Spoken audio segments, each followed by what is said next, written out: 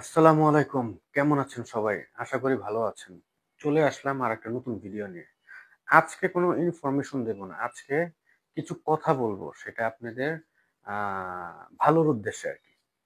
সেটা হচ্ছে যে অনেকেই দেশের বাহিরে এপ্লাই করতে হলে আগে চিন্তা করে যে ভাই আমি কি কাজে যাবো? আমি এটাতে দক্ষ, আমি ওইটাতে দক্ষ। আমি এই কাজ জানি, আমি ওই কাজ জানি। ঠিক আছে? এরকম অনেক কিছু বা আবার দেশও চুজ থাকে যে ভাই আমার ইটালি যেতে হবে। আমাকে আ আপনার পোল্যান্ডে যেতে হবে, আমাকে নেদারল্যান্ডে যেতে হবে। ঠিক আছে? ফার্স্ট অফ অল আপনাকে চিন্তা করতে হবে যে আমি কোন দেশে যেতে পারবো। ঠিক আছে? কোন দেশে যেতে পারবো? এর ভিতরে একটা কথা বলি, যদি ভিডিওটা ভালো লেগে থাকে তাহলে একটা লাইক দিবেন। যদি কথাগুলো ভালো না লাগে একটা ডিসলাইক দিয়ে এড়ায় যাবেন। ঠিক আছে? এরপরে একটা সাবস্ক্রাইব তো অবশ্যই করবেন। আর বেল যে আছে, কর্নারে দেখবেন একটা বেল আছে, এই বেল আইকনটা বাজায় দিবেন। ঠিক আছে? আচ্ছা, মূল কথায় আসা যাক। সেটা হচ্ছে যে ফার্স্ট অফ অল আপনাকে চিন্তা করতে হবে যে ভাই আপনি কোন দেশে যেতে পারবেন। এখন সবাই চিন্তা করছে ভাই ইতালিতে এখন ভিসা হচ্ছে, তাহলে সব ইতালিতে যাই। এখন ক্রোয়েশিয়ার ভিসা হচ্ছে, হ্যাঁ সব ক্রোয়েশিয়ায় যাই।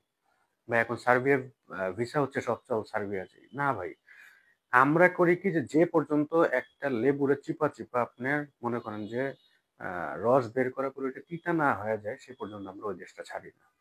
এখন ব্যাপার হলো গিয়ে যে আপনাকে আগে চিন্তা করতে হবে ভাই কোন দেশে যেতে পারবেন। ঠিক আছে? এরপরে চিন্তা করতে হবে যে ভাই আপনি যে কাজ করতে পারবেন কিনা। ঠিক আছে?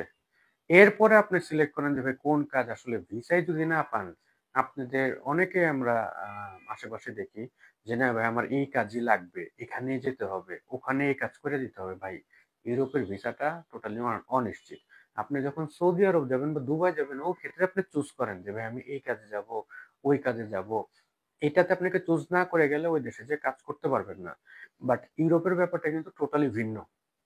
ইউরোপের এই ব্যাপারটা হচ্ছে যে আপনার এখান থেকে আপনাকে আগে চুজ করতে হবে না, আগে দেখেন যে ভাই কোন জায়গায় ভিসা পাবেন, ওই জায়গায় থাকেন কিছুদিন। ঠিক আছে?